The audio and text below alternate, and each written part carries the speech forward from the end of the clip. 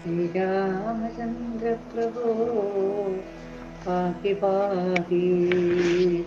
ശ്രീരാഘവം ദശരഥാത്മജമപ്രമേയം സീതാപതിം രഘുകുലാന്വഹരത്നദീപം ആജാനബാഹുമരവിന്ദദളായതാക്ഷം രാമം നിശാചരവിനാശകരം നമാമി. രാമം ദശരഥം വിദ്ധി മാം വിദ്ധി ജനകാത്മജം അയോധ്യാമടവിം വിദ്ധി ഗച്ഛതാ സുഖം. എത്ര എത്ര രഘുനാഥ കീർത്തനം തത്ര തത്ര കൃതമസ്തകാഞ്ജലിം ബാഷ്പവാരി പരിപൂർണലോചനം മാരുതിം നമത രാക്ഷസാന്തകം.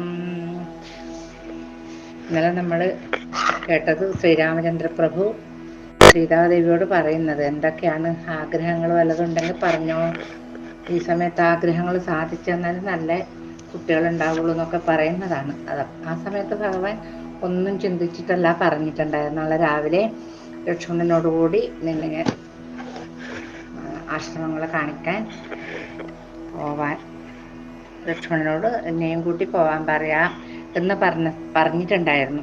ആ സമയത്താണ് എന്തൊക്കെയോ ഇതിനകത്ത് കുത്തിത്തിരിപ്പ് വരുന്നത്. ആ സമയത്ത് നേരം വിജയനും മധുദത്തനും കൂടി വന്നിതു കാശ്യപനും പിങ്കളൻ സുരാജിയും മാഗധൻ കാലകനും ഭദ്രനും ഇവരെല്ലാം ആഗതന്മാരായിതു സേവിപ്പാൻ നരേന്ദ്രനെ. വന്ദിച്ചു കൂപ്പി സ്തുതിച്ചിടിനാരവരെല്ലാം. നന്ദിച്ചു നരേന്ദ്രനും ചോദിച്ചാൻ അവരോട്, നിങ്ങൾ ചൊല്ലണം പരമാർത്ഥ വൃത്താന്തമെല്ലാം എങ്ങനെ.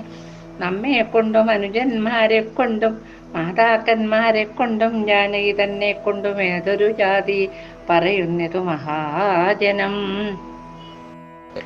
എന്നത് കേട്ടു തൊഴുതുണർത്തിച്ചിതു ഭദ്രൻ മന്നവാ. മഹാജനവാദങ്ങൾ ചൊല്ലിയിടുവൻ വാരിധി തന്നിൽ ചിറകെട്ടി ലങ്കയിൽ ചെന്നു ഘോരനാം ദശാസനെ രാക്ഷസപ്പടയോടും നിഗ്രഹിച്ചീരേഴു ലോകങ്ങളും ധർമ്മത്തോടെ വിഗ്രം തീർത്താരീവണ്ണം രക്ഷിക്കുന്നതു പാർത്താൽ. ആ സമയത്ത് തന്നെ കൃത്യമായിട്ട് വിജയൻ, മധുദത്തൻ, പിന്നെ കാശ്യപൻ, പിംഗലൻ, സുരാജി, അതുപോലെ മാഗധൻ, കാലകൻ, ഭദ്രൻ എന്നുള്ള കുറേ ആൾക്കാർ വന്നിട്ട് ഭഗവാന് ശ്രീരാമചന്ദ്ര പ്രഭുവിനെ കൂപ്പി സ്തുതിച്ചു. അപ്പൊ ചോദിച്ചു, എന്തൊക്കെയാണ് എന്നെ കൊണ്ടും എൻ്റെ അനിയന്മാരെ കൊണ്ടും അതുപോലെ എൻ്റെ പത്നിയെ സീതാദേവിയെ കൊണ്ടും മാതാക്കന്മാരെ കൊണ്ടും ജനങ്ങൾ എന്തൊക്കെയാണ് പറയുന്നത് എന്ന് ചോദിച്ചു. ആ സമയത്ത് അവര് പറഞ്ഞു, ഇങ്ങനെ ഈ സമുദ്രത്തിൽ ചിറകെട്ടിട്ടൊക്കെ പോയിട്ട് ആ രാവണനെ വധിച്ചിട്ട് നമ്മൾ 7 ലോകങ്ങളും രക്ഷിക്കാൻ വേറെ ആർക്ക് ആവുന്നത് ഇങ്ങനെയെന്ന് പറയുന്നുണ്ടായിരുന്നു എന്ന് പറഞ്ഞു. അതുമാത്രമല്ല, പണ്ടുണ്ടായി വന്നീലാരുമേ വണ്ണം നരേന്ദ്രന്മാരുണ്ടായി വന്നിടുകയുമില്ലിനി മേലിലേവം എന്നെല്ലാം ഓരോ വിധം നിന്തിരുവടി തന്നെ വർണ്ണിച്ചു പറയുന്നു നാനാലോകരുമെല്ലാം എന്നത് കേട്ടു രാമചന്ദ്രനും അരുൾ ചെയ്തു, നന്നു നന്നിത്തം വർണ്ണിക്കുന്നതു മതി. രാജസന്നിധിങ്കൽ ദോഷങ്ങൾ മറച്ചോരോ പൂജനീയങ്ങളായ ഗുണങ്ങൾ വർണ്ണിച്ചിടും. അങ്ങനെ ലോകസ്വഭാവം പുനരെന്നാൽ അതു മംഗലമല്ല, സത്യം ചൊല്ലുന്നതത്രേ നല്ലു. പാർക്കുമ്പോൾ ഗുണദോഷം മിശ്രമായിട്ടേയുള്ളൂ, ആർക്കുമേ ഗുണജാലം ദോഷം കൂടാതെ വരാ. ചൊല്ലു നീ ദോഷമായിട്ടുള്ളതും ഇനി എന്നു ചൊല്ലിയ നൃപനോടു ഭദ്രന് മുര ചെയ്താൻ. ഇതൊക്കെ ഭദ്രൻ എന്ന് പറഞ്ഞ ആളാണ് പറഞ്ഞത്. ഇങ്ങനെയൊക്കെ പറയുന്നുണ്ട്. അങ്ങനെ പറഞ്ഞു, മതി, വർണ്ണന മാത്രം പോരാ, എന്തെങ്കിലും ദോഷവശങ്ങൾ ആരെങ്കിലും പറഞ്ഞിട്ടുണ്ടെങ്കിൽ അതും കൂടി അറിയണം. ദോഷമില്ലാതെ ഗുണം മാത്രം ആർക്കായാലും ഉണ്ടാവില്ല, അതിൻ്റെ അടുക്ക് ചെറിയ ചെറിയ ദോഷങ്ങളൊക്കെ ഉണ്ടാവും, അത് പറയണം എന്ന് പറഞ്ഞു. അപ്പൊ പറഞ്ഞു, അച്യുതനോടു സമനായ രാഘവൻ പുനരിച്ഛേദ കർമ്മമെന്തു മറ്റുള്ളോർക്കറിയാവൂ. ന്യായമില്ലാത്ത ദശകണ്ഠനാം നിശാചരൻ മായയുമേറ്റമുള്ളവൻ കട്ടുകൊണ്ടങ്ങുപോയി. ലങ്കയിൽ പലകാലം വെച്ചിരുന്നവൾ തന്നെ ശങ്ക കൂടാതെ പരിഗ്രഹിച്ചതെന്തു രാമൻ. രാജാവ് കൽപ്പിച്ചതു കാര്യമെന്നൊഴിഞ്ഞു മറ്റാചാരമെന്തോ പറയുന്നതോ പൗരജനം എന്നെല്ലാം ചിലർ പറയുന്നത് കേൾപ്പാനുണ്ടു മന്നവാ, മറ്റൊന്നില്ല ദോഷമായിട്ടു ചൊൽവാൻ. രാഘവൻ അത് കേട്ടു വിജയാദികൾ തമ്മെ വേഗേന സമ്മാനിച്ചു യാത്രയും വഴങ്ങിനാൻ. സന്തോഷമോടും അവർ പോയതു നേരമുള്ളിൽ ചിന്ത പൂണ്ടുറക്കറ പൊക്കിതു രഘുനാഥൻ. അത് കുറ്റം വല്ലതുണ്ടെങ്കിൽ പറയണം എന്ന് പറഞ്ഞ സമയത്ത് പറഞ്ഞു, ആ ദുഷ്ടനായ നിശാചരൻ, രാവണൻ, അവനുണ്ടോ ന്യായം? ന്യായം അന്യായം ഒന്നും അവനില്ല. അവൻ ചെയ്യുന്നത് മുഴുവനും മോശം കാര്യങ്ങളെന്നല്ലേ പറയുന്നത് കേട്ടത്. അങ്ങനെയുള്ള അയാളെ പിടിച്ചു കൊണ്ടുപോയിട്ട് കുറേ കാലം ലങ്കയിൽ താമസിപ്പിച്ച് സീതാദേവിനെ ഈ രാമചന്ദ്രൻ ആയതുകൊണ്ടല്ലേ സ്വീകരിച്ചത്. അല്ലപ്പ നമുക്കൊന്നും പറയാനില്ല. രാജാവ് ചെയ്യുന്നതെല്ലാം ന്യായം തന്നെയാണ്. നമുക്ക് പ്രജകളായ നമുക്കൊന്നും പറയേണ്ട ആവശ്യമില്ല എന്നൊക്കെ പറഞ്ഞിട്ടുണ്ടായിരുന്നു എന്ന് ഈ ഭദ്രൻ പറഞ്ഞു. അപ്പൊ അവരെല്ലാം സമ്മാനങ്ങളൊക്കെ കൊടുത്തു പറഞ്ഞയച്ച ശേഷം ഭഗവാൻ യോഗനിദ്രക്ക് വേണ്ടിയിട്ട് ഉറക്കറയിലേക്ക് പോയി. ഉറങ്ങിയിട്ടൊന്നും ഉണ്ടാവില്ല. പ്രത്യുഷസ്സിനോ പുനരുത്ഥാനം ചെയ്തു രാമഭദ്രനും നിയമങ്ങൾ കഴിഞ്ഞോരനന്തരം ആദരപൂർവം പ്രതീഹാരികളോട് ചൊന്നാൻ, സോദരന്മാരെ വരുത്തിയിടുവിൻ വിരയെ പോയി. ദാസ്തന്മാരത് കേട്ടു വേഗേന ചെന്നു ദാസ്തയാ ചൊല്ലിയിടിനാരരുൾ ചെയ്തവയെല്ലാം. സത്വരം പുറപ്പെട്ടാരവരും എന്തെന്നൊരു ചിത്തചാഞ്ചല്യത്തോടു വന്നടിവണങ്ങിനാർ.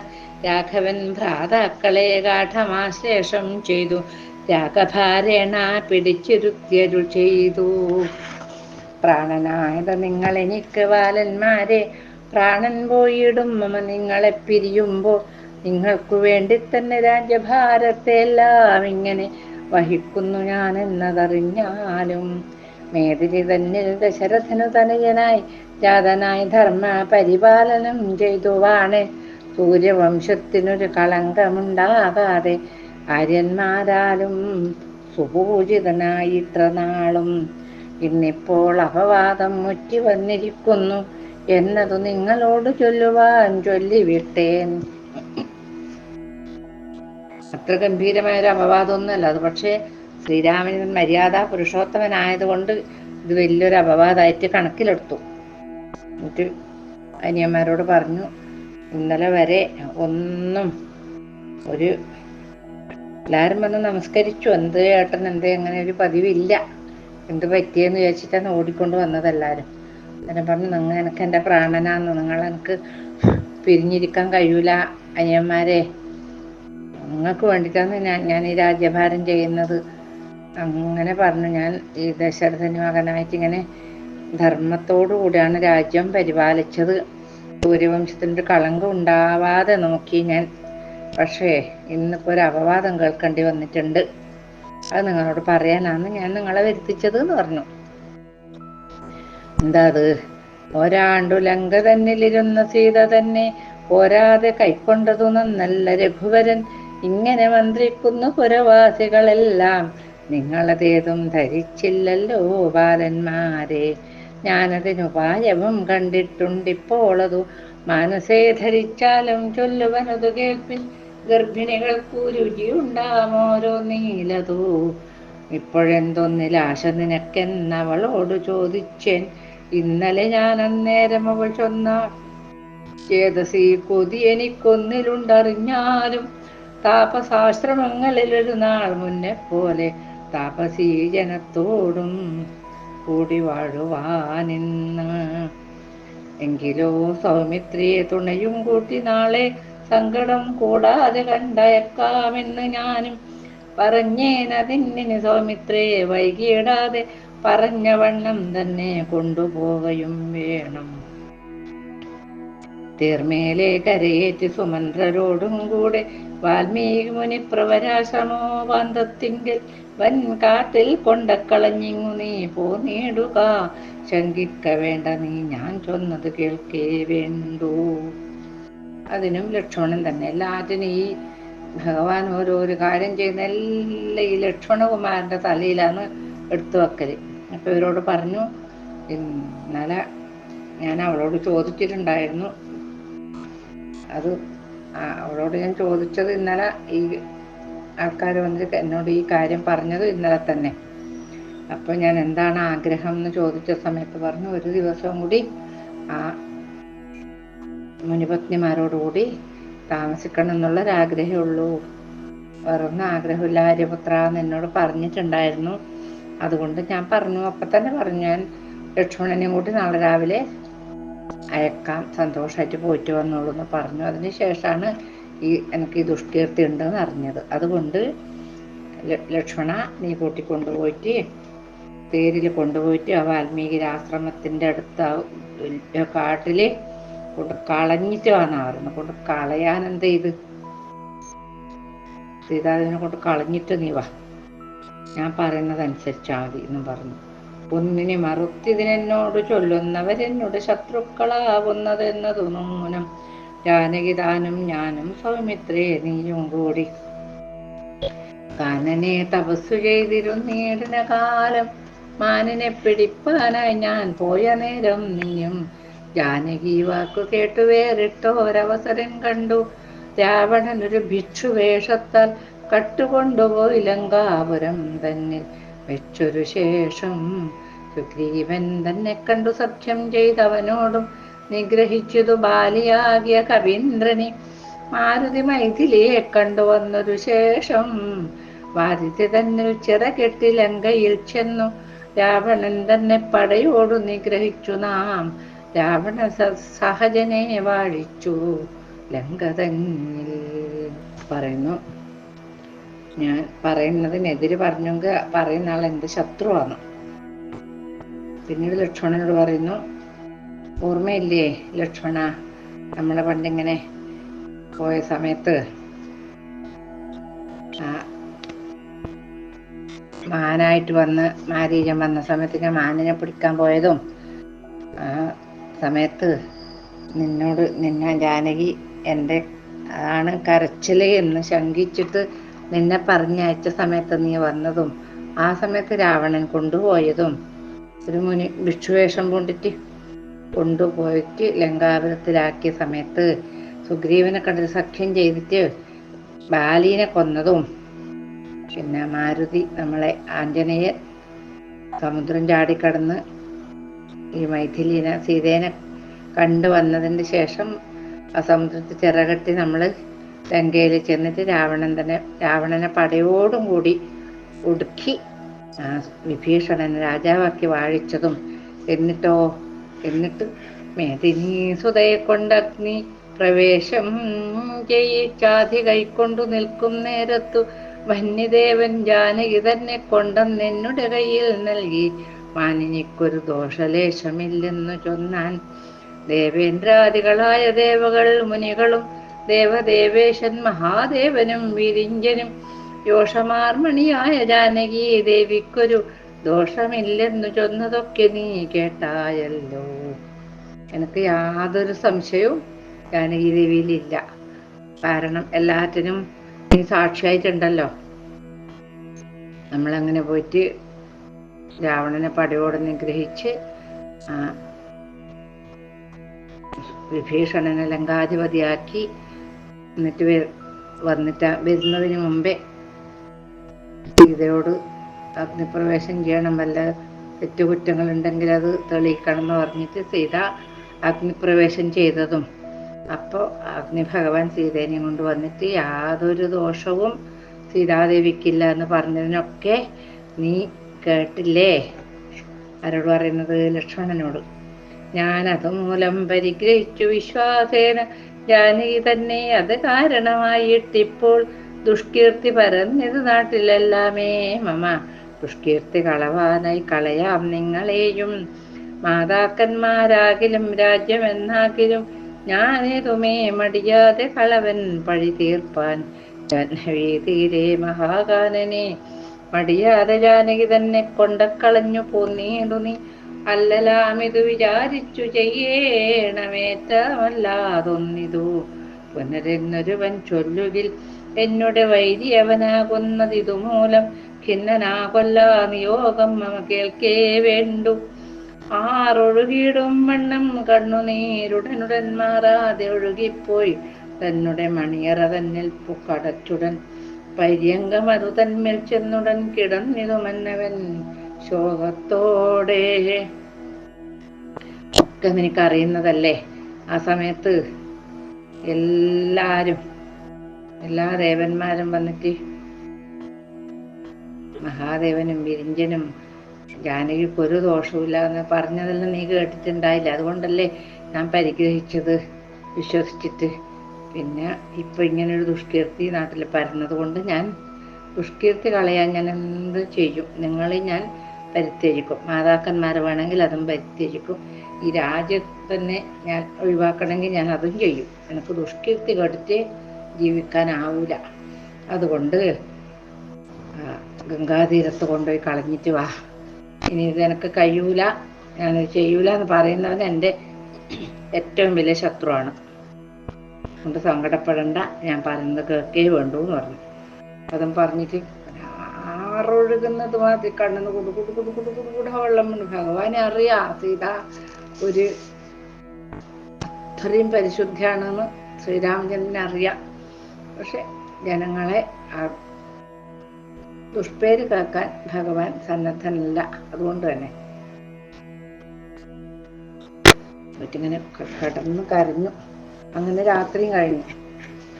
രാത്രിയും കഴിഞ്ഞിതു ലക്ഷ്മണൻ തൊഴുതുടൻ ധാത്രി നന്ദിനിയോട് മെല്ലവെ ചൊല്ലിയേടിനാൻ കാനന ഭൂമി തന്നിൽ താപസികളെ കാൺമാൻ ജാനകി പോക തേർമേലേറുക വൈകിയിടാതെ തേരൊരുമിച്ചു കൊണ്ടുവന്നതു സുമന്ത്രരും പോരികെന്നത് കെട്ടു ജാനകി സന്തോഷിച്ച ഇന്നലെ മമ ഭർത്താ ചൊന്നതിനേതും നീക്കം വന്നീരെന്നോർത്തു കൗതൂഹലവും പൂണ്ടാളേറ്റം പട്ടുകൾ വസ്ത്രാഭരണങ്ങൾ മറ്റവ നല്ലവ മറ്റുമിഷ്ടമാമാറു മധുരദ്രവ്യമായിട്ടേറ്റം ഭക്ഷണ സാധനങ്ങൾ എന്നിവ പലതരം ശിക്ഷയിൽ സംഭരിച്ചു സുഗന്ധദ്രവ്യങ്ങളും ചന്ദനാദികൾ മുനിപത്നികൾക്കാനന്ദമായി വന്ദിച്ചാൽ ദാനം ചെയ്യുവാനെടുത്തു വൈദേഹിയും.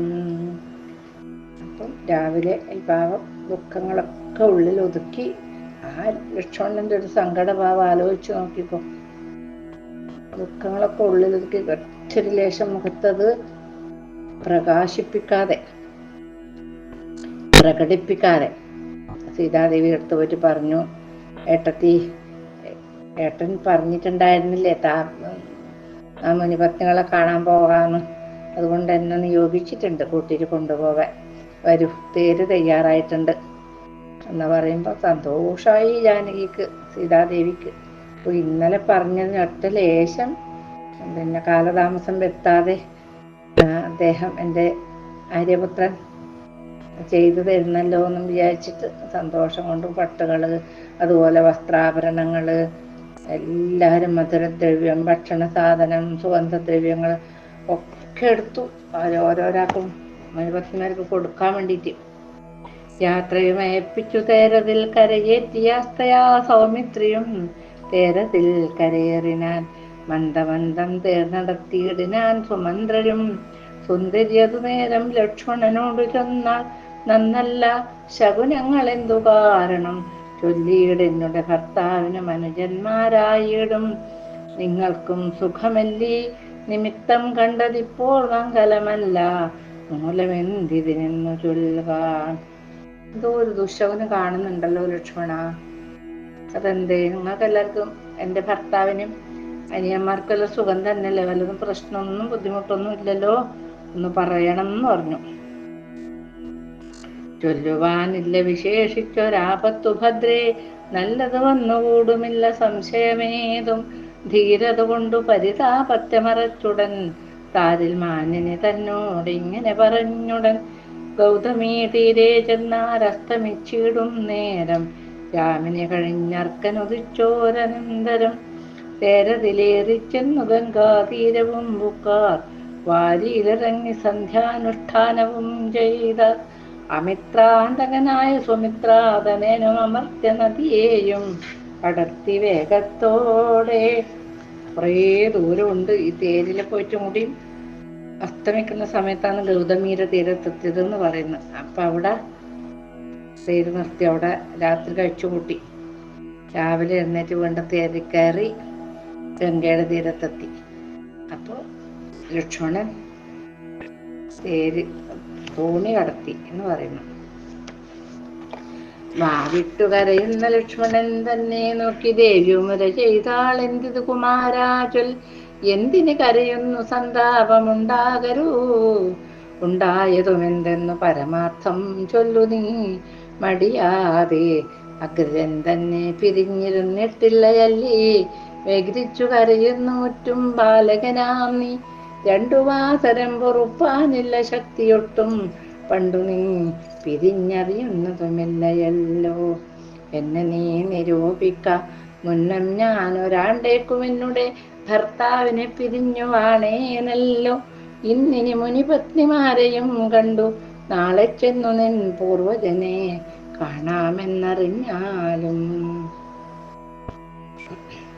എന്തിന് കരയുന്ന ലക്ഷ്മണ എന്ത് ഇങ്ങനെ ലക്ഷ്മണത്തെ പിന്നെ പൊട്ടിപ്പോയി. ഈ ഗംഗയും കൂടി കടന്നിട്ടാകുമ്പത്തെ ലക്ഷ്മണനെ നിയന്ത്രിക്കാൻ പറ്റാത്ത മാതിരി പൊട്ടി കരഞ്ഞു. അന്നേരം ചോദിക്കുന്നു സീതാദേവി എന്തിന് കരയുന്ന എന്ത് കുമാര എന്ത് ഒരു ദിവസത്തെ ഭർത്താവിന് ഒരു ദിവസത്തെ വ്യത്യാസമാണ് 2 ദിവസത്തെ നോക്കിയിരുന്നാലും അതാണ് നമ്മുടെ പാരമ്പര്യം നമ്മുടെ സംസ്കാരം അതാണ്.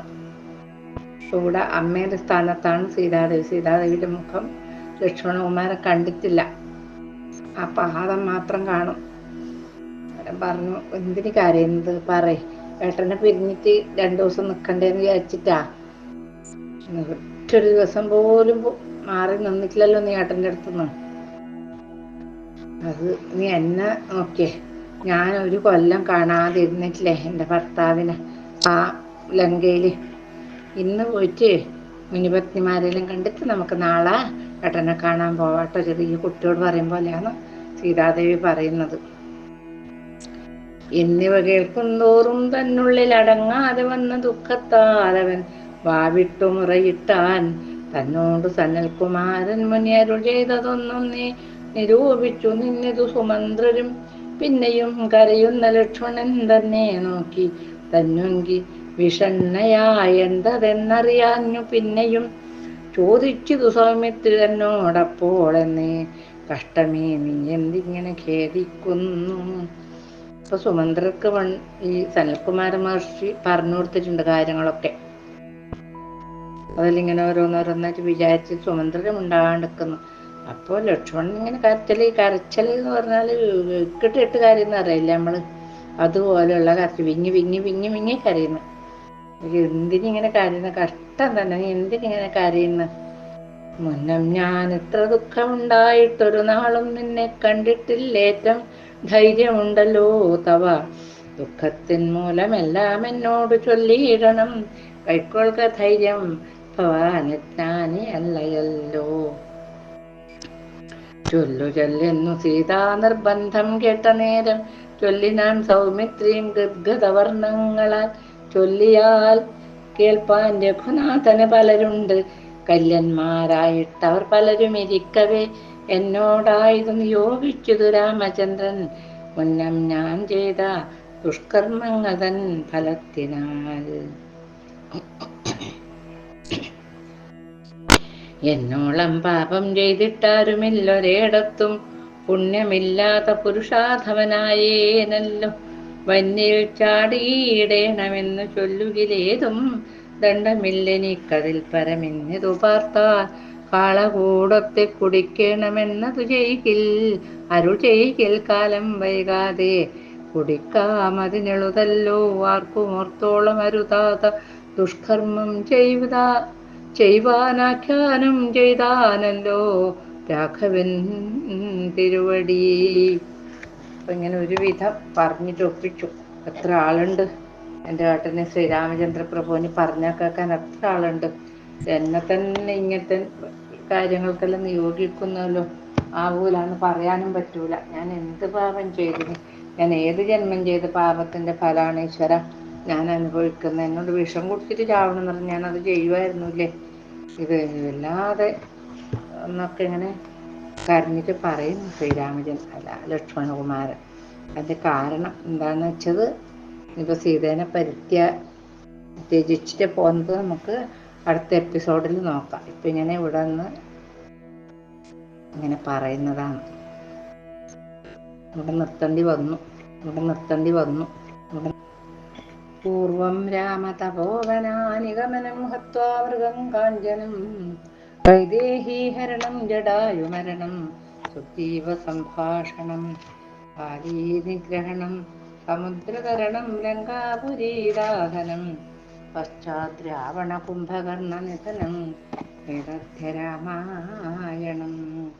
ശ്രീരാമചന്ദ്ര പ്രഭോ പാഹി പാഹി. ആഞ്ജനേയ സ്വാമിക്ക് ജയ.